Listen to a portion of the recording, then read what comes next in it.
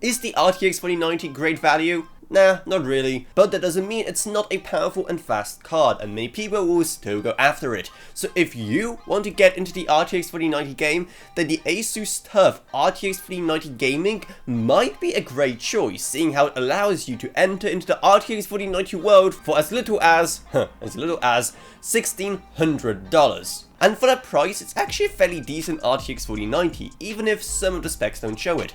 For example, it doesn't have any factory overclock at all. It ships with the exact same clock speeds as the base Founders Edition card.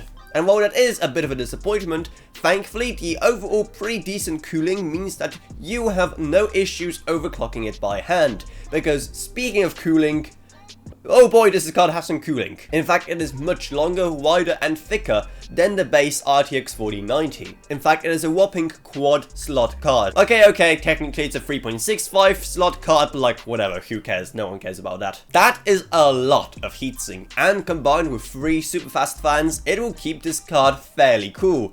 At the price of making it, well, rather heavy. And even despite its thickness, it still for some reason only uses 2 actual PCIe brackets at the back for support. Am I missing something? Why do manufacturers always do this? Your card is covering up those PCIe brackets anyway, so why not just expand it on the card itself so it has more support from the case? Like, am I just crazy, or is that just a super simple solution to GPU sag? It's definitely a much simpler solution than including a support bracket with the graphics card, but that is actually what ASUS did here, and even including an adorable little screwdriver to use on it. And when it comes to video outputs, I'm happy to report that this card has not only 3 DisplayPort 1.4s, but also 2 HDMI 2.1s, and that is a big deal because a lot of the RTX 4090s I've been seeing so far only feature a single HDMI, which is just absolutely unacceptable in this day and age. I mean, if my ancient 1080 Ti has enough HDMI to manage my very simple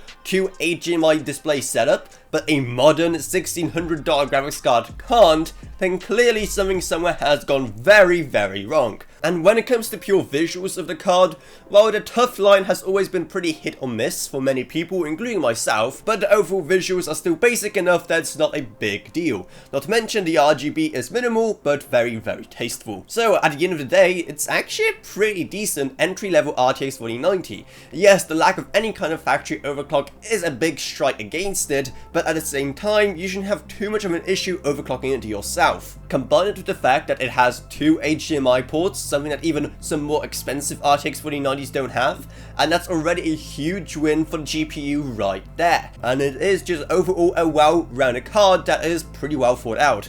So if you want to buy it yourself, then Amazon links to it are going to be down in the video description below. But also, if you're in the market for an RTX 4090, that also probably means that you can afford to support the channel on Patreon, because even just $1 single a month truly goes a long way, while you get awesome perks as well.